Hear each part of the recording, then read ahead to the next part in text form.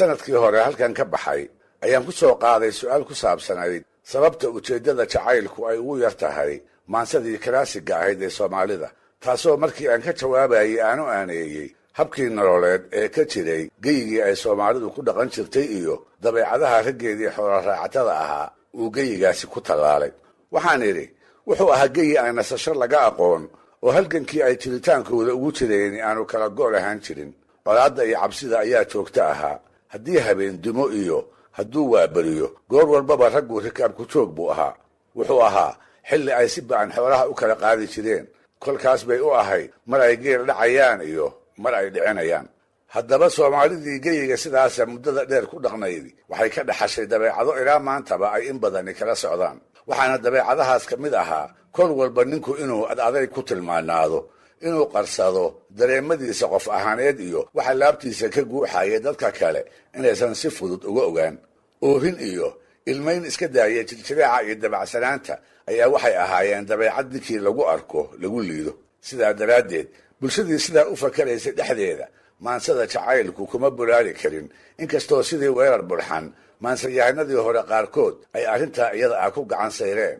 gabadhii ay laabtu ka raacdayna u tiriyeen tixo aad u qurxoonoo dareenkii jacaylkooda ay ku muujiyeen. weerar ka hor ugu yaraan 2 jeer waatuu raaga ogaasnaa jacaylka dumarka la ooyey.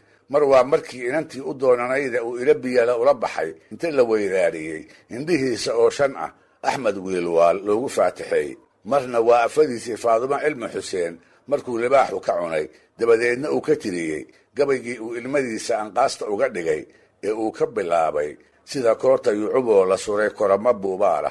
gabaygii uu ku dhammayn jiray 1,001 kurtoo dumar haddii laysu wada keeno kolna waxaan la helayn haween faadumo oo kale. si kastaba ha ahaatee in badan oo ka mid a soomaalidii reer miyiga ahaydi markay reer magaalowday ayaa dhaqamadeedii qaarkood wax iska beddeleen. waxaa soo baxday heello iyo hees casri ah oo noqday gabayadii iyo geeraaradii la yiqiin wax ka duwan. maansadii jacaylka ee laga gaban jirayna ay si xad dhaaf ah hal abuuradu ugu soo bandhigeen. inkastoo haddaba maansayahanadii waaweynaa ee xilligaasi ay badiba suugaanta caynkaasa dhaliili jireen, haddana waxaa jiray qaar tiro yaroo jacaylkii soo maray gabayadii ay tirin jireen kaga hadlay, taasoo ay ku muujiyeen in hababkii hore ee suugaanta loo curin jirayna lagu curin karo meelisyo aad u dabacsan oo dhaqaajin kara dareenka dadka dhagaysanaya, indhahoodana ilmo ku soo joojin kara. bal marka hore ila eega tixdan uu mariyey gabyaagan reer magaalka ah ee aanan magaciisa helin. gabyaagan uu jacaylku laf iyo ludba ka saameeyey meelo fogfogna la gaaray. si ay ku dhacdayba wuxuu ninkani awoodi kari waayey gabadhii uu jeclaa inuu ku guulaysto. sida muuqatana dhul kala fog ayay labadoodu ku kala sugnaayeen. markaas baa waxa u soo hadhay inuu gabyo oo keliya, in xanuunka haya uu bulshada la qaybsado, in kolkuu waaya joogaba uu fariimo maanso gabadha u diro, uguna sii dhiibo kolba ciddii uu la kulmo oo dhulkii ay joogtay u socota.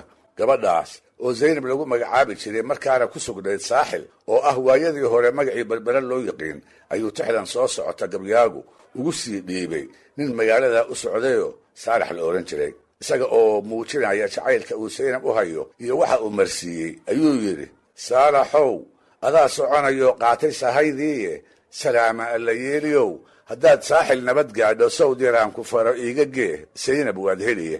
saqda dhexe allaylkii hurdada waan ka sararaadheh, soortana ma cuno aawadaa saa'im saanahay dheh. 3 goortii aan qado ayaan subax qureecdaadheh, waxaan sarara weynaa baryahan samay ka dhuubnaadheh. saraawiishi waa iga bateen igu samaysnaadheh, hadba aniga oo soconayaan sare u qaadaadheh. saraan qura haddaad soo dirtoo subaxda ii keeno, adigoo sariir ila fadhiya kama sokayseen dheh. sidii aan santari gaarahoo saami lagu qaybshay shirka gaariyadan kaa dayaasaan u taagnahay dheh. ma samrine sidaad ii ogayd waan ku sugayaa dheh. sida ay dad badani weli xusuusan yihiin, allah u naxariistay cali cilmi afyare wuxuu ku jiray maansayahanadii soomaalida ee sida weyn u caanbaxay qaybtii labaad ee qarnigii 20aad.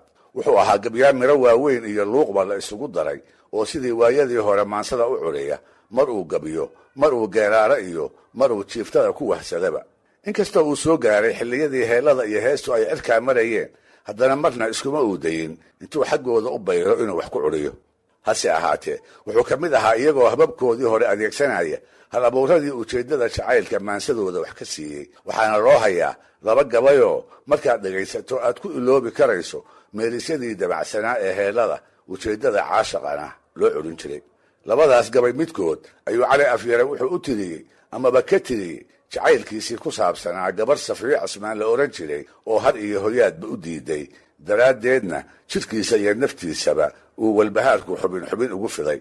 wuxuu ku bilaabay: niman yahow sabaan baa i helay sanada maanta ahe, samadiyo waxaan marahayaa saanigaa dhexe hadba aniga oo suuxay baan soo hinqanayaaye sahal hayga moodina, cishqigu iga sal weeyaane.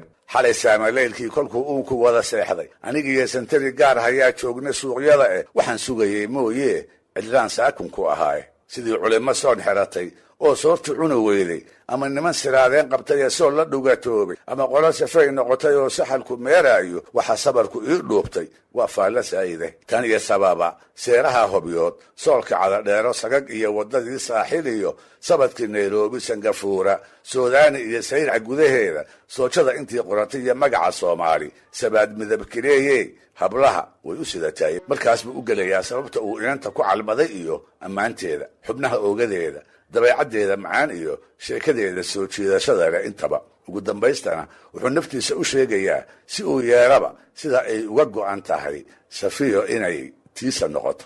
wuxuu yidhi: sanqaroorka laga saaray iyo sunnida iyo foolka salaanta iyo sheekada, kolkay sararta kaa joogto salxanyaha wejiga iyo timahaad suuri carab mooda sacabkeeda nuur kale, kolkay garabka kaa saarto ama yaraha sii socoto oy saanta tirinayso suuqii bannaan iyo kol baan marinka sheegay. sanbabkiyo waxay igaga taal seeda dhabarka ah ee ka sahwiyey, salaadiiyo sunnahan sii rukuu celiye, sinaadkeeda waa laga baxshaa soofka dunida. sawir lama ammaanto ee yartani saxarla weeyaane haddii aan sanadu ii diidin, iyo suuraddiiyo sheekhu saaxiibnaya iyo wax badan sabansabdheeyaaba, walle aniga Safiyo Cismaan waisku soconay. suuqii bannaan iyo kolbaan marinka teegaaye, sanbabkiyo waxay igaga taal seeda dhabarka ayay ka sahwiyey, salaadiiyo sunnahan sii rukuu celiye, sinaadkeeda waa laga baxshaa soofka dunida. iyo sawir lama ammaante yartane saxarla weeyaane, sawir lama ammaante yartani saxarla weeyaane haddii aan sanadu ii diidin, iyo suuradiyo shiikhuu saaxiibnaya iyo wax badan sabasabdeeyaaba, walle aniyo Safiyo Cismaan way ku soconay.